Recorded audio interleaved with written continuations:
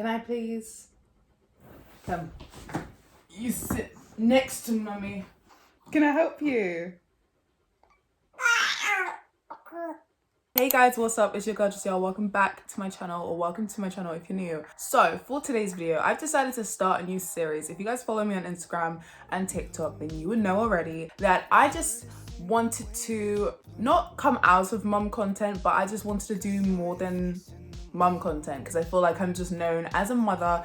And whilst that's okay, whilst you guys watch me for the star of the show, I wanted to have a purpose on my channels and across my platforms, and I just wanted to educate, inspire and entertain you guys, because I know I have a lot of young girls watching me, and I know I have a lot of older women watching me as well, and people my age. So I said, what's something I can do to bring the community together, to have an open conversation? Girl talk. They're all over YouTube, everyone's been doing it, but I said I want to do it but be like real and honest and open about everything. No sugarcoating. None. So for today's Girl Talk, episode 1 is going to be on body confidence and body dysmorphia, and me talking about my personal body confidence and my postpartum journey, because I had my daughter 4 months ago and I do have a bit of a belly. I have gained a lot of weight. My hips are bigger, my back is bigger, my belly is bigger, and we're just going to be talking a little bit about that. I'm going to be showing you guys some pictures, and we're going to be talking about body dysmorphia and what that is as well. And I'm just going to add a disclaimer in that I don't mean any harm, and I'm not trying to bring light or glamorize any of these subjects that I talk about in these Girl Talk series. I'm just trying to make it an open conversation, and I want you girls to know that you're allowed to talk about this, that you're allowed to be insecure, that you're allowed to feel like this, because I feel like we're pressured into being oppressed, we're pressured into feeling like we're not allowed to be insecure about our body. So this is an open conversation. Leave your comments down below of what you think about this topic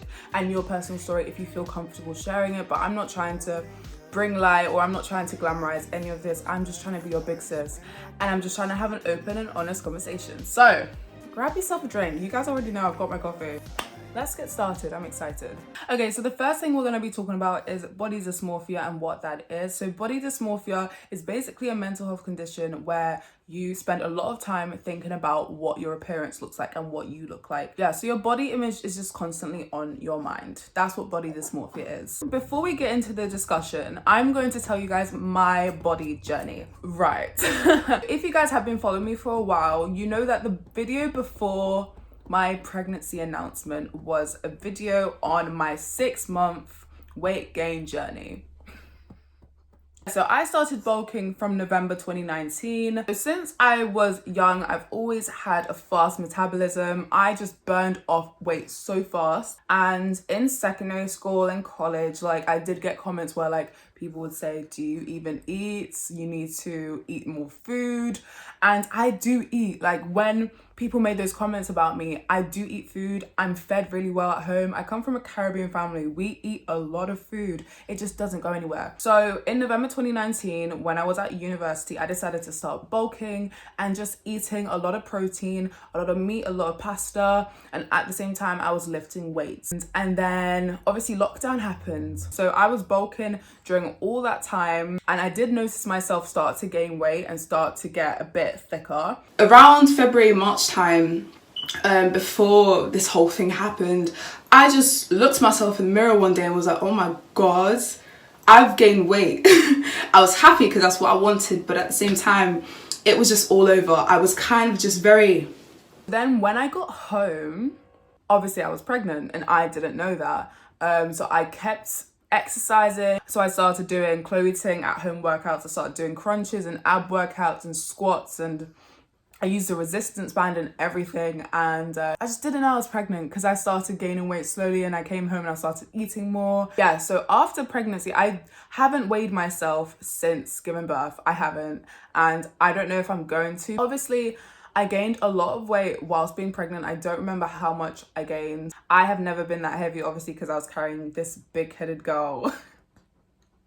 So the problem with my weight and my insecurities began postpartum, which a lot of mums say that that's when it starts, obviously, because you've just given birth to this amazing human being and your body stretched, your stomach is stretching. So there was a lot of stretch marks on my belly. I never got stretch marks in my pregnancy, but I have a lot of stretch marks, and just you can see my skin has been stretched on my belly button. So wearing crop tops and stuff, I just don't do it anymore. So obviously I'm 4 months postpartum now. I'm just over 4 months postpartum, and I'm not entirely confident with my body, and I can openly say that, but at the same time I'm confident in wearing the clothes that I love. I bought a lot of bodycon dresses for summer. I bought a lot of skinny fitted clothes for summer, a lot of maxi dresses that are like corsets for summer, and I tried them all on. And I said on the live that I'd done April 12th haul for you guys that I was going to put out, but I tried all those clothes on, and at the end of the video I started crying because I was like, I'm not confident and I don't feel confident posting this. And even in some lives, when I go live, sometimes people's like, are you pregnant? I'm like, no, that's just my belly. I'm okay with the idea that obviously I just pushed out a baby. My belly's not going to go down straight away, and I'm okay with that.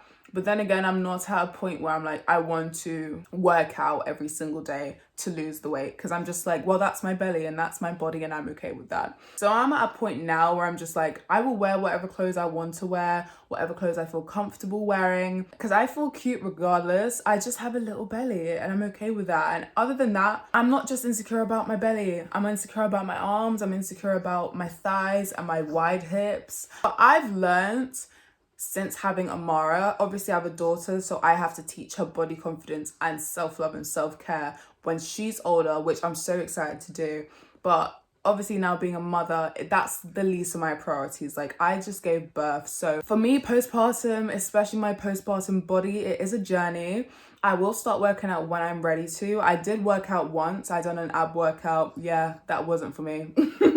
Because I haven't worked out in over a year and I just pushed myself into it. So I'm just going to ease into it. So that was my postpartum and my body confidence story, I guess. So now we're just going to talk about social media and the whole idea of everything being fabricated. I've been saying this. I hope you guys know that social media is not real. Social media is fabricated and people put what they want to put up there. So all these skinny, itty bitty girls that you see in these tiny gone bikinis, a tiny waist and big hips, most likely is surgery. And if it's natural, then 9 times out of 10 it's not natural. Just being real, just being honest. I'm not trying to throw shade at anyone. I'm here for girls supporting girls at the end of the day. But for young girls, especially if you're in like secondary school, college, even university, for young girls seeing that and following women who have had surgery, who have itty bitty waist and a big back, it's not good, because then you look at yourself and you have a normal body. You watching this video, your body is normal. All of the pictures that you're seeing on social media is fabricated, photoshopped and fake. I want you to remember that. So now I'm going to get into some tips and just some things that you can do to help yourself either accept the body that you're in, or steps that will help you get to the body that you want to be at. Now, before we get into the steps, I want you to remember that your body, your being, you have been uniquely crafted, uniquely created. Nobody else is you. I want you to remember that. Nobody else has your body, has your mind, has your spirit, has your face, and has your beauty. Your body and you were uniquely created by whoever you believe in. When I say that to myself, and when it clicked in my mind that, wait, nobody's me. I am the one and only Jessiara. What? Ain't nobody gonna be me. So that's the first thing I want to say to you guys before I get into the tips. Right, the next thing is, if you have stretch marks, hip dips, cellulite, beauty marks, beauty spots, dimples, indents, freckles, all the above or none of the above, you're beautiful regardless. I have cellulite. Please, I have saggy boobs now because I breastfed my baby. They're just not hanging high anymore, and I'm okay with that. I have stretch marks on my chest, on my thighs, on my bum, on my back, on my belly. I have cellulite. I have beauty spots. I have hyperpigmentation on my skin. And I've learned to love that because my body's not perfect. If you think that somebody's body is perfect, 9 times out of 10, it's not real, especially if they are on social media and if you're following them. I've seen a lot of girls on TikTok say that they don't like their body because they have cellulite or they have hip dips and they have a perfect hourglass body, but they are a bit on the larger side, or they have a skinny body and they don't have any curves or anything and they don't like that about themselves. Just remember that you are a growing young woman or you are a growing woman, and if you are older than me and you're watching this, just remember that your body went through a lot. If you're a mother, you pushed out a baby, for goodness sake. You need to give yourself some props. You need to clap for yourself, give yourself a glass of wine and call it a day, because pushing out a baby, you did that. You really did that. And if you're a young woman in secondary school, college, university, your body is still growing and maturing. Obviously, you're going to have all of these additions to your body, and that's okay.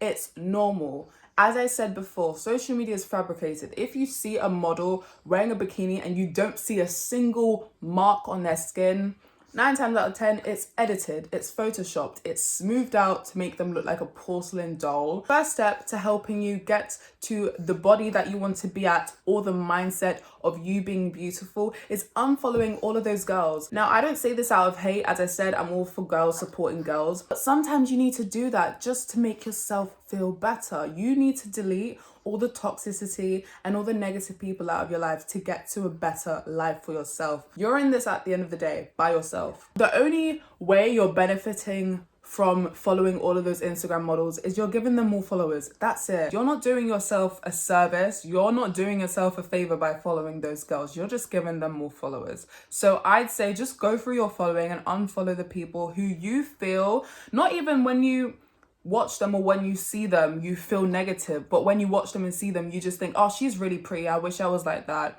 or she's really pretty, why isn't my body like that? Or if that person makes you doubt yourself in any way, shape or form, you need to unfollow them. If they don't inspire you or entertain you in any way, unfollow them, because the people that you follow online, they should bring something to your life. If they're just something pretty to look at, that's not enough. Right, so if you are one of the girls who want to lose weight, for example, or gain weight even, don't weigh yourself. At the beginning, that is the only time I'd say to weigh yourself, because at the stage that I'm at right now, I haven't weighed myself since I gave birth. The last time I weighed myself was when I got induced. On Friday, the 27th of November, 2020, I weighed myself. It's not a numbers game. It's the same with social media. It's not a numbers game. If you are on a weight gain or weight loss journey, weigh yourself at the beginning of your journey and at the end if you want to. Don't be weighing yourself at every milestone. Don't be weighing yourself every 2 weeks or every week or every month. Enjoy the process of gaining weight or losing weight. Enjoy it, because it's a beautiful transformation, I think, even though you're beautiful in the body that you're in. But I want you ladies to be comfortable and confident in the body that you're in. This girl is pulling my wig. I think each and every one of you are beautiful in the body that you're in as of now. I think I'm beautiful in my postpartum body, even though I have a hanging belly, saggy boobs, and a big back. I love myself, and that's okay. At the end of the day, it's a journey and it doesn't happen overnight. And I'm 20 in August. I'm only 19. I'm so young, and I have to set an example for my younger viewers, my older viewers even. I have to set an example for my younger viewers, for my daughter, for my younger sisters, and for just women who watch me, because as I said, I want to be more than just, you know, the content that I'm making already. Whilst I do fashion, whilst I want to inspire you guys with your outfits, I also want you guys to be inspired by your mind and by your thoughts, and I want you guys to elevate yourselves, and I want you to be beautiful and comfortable in the body that you're in. But at the same time, if you're not comfortable in the body that you're already in, then you make the steps to change it. Right, I think that's all I have to say. I can't think of anything else. This is one of the many important topics I'm going to be talking about. At the same time, I'm going to have some fun topics. Like the next one, I think I'm going to do a boy talk, which overdue. I'm just really passionate talking about this subject because I have so many young viewers that I just want to inspire, and I want you guys to know that you're beautiful in the body that you're in, and I want you to be confident and comfortable, especially going into summer, because I know a lot of you just want to be having your hot girl summer if Corona allows us. Thank you so much for watching this video, you guys. If you liked it, give it a thumbs up, please. It helps me out. And comment down below some other Girl Talk episodes you would like to see, because I'm really excited to film more for you guys. If you're not already, follow me on Instagram and TikTok. It's at imjessiara. That is all for today's video. I'll see you guys in the next one. Bye.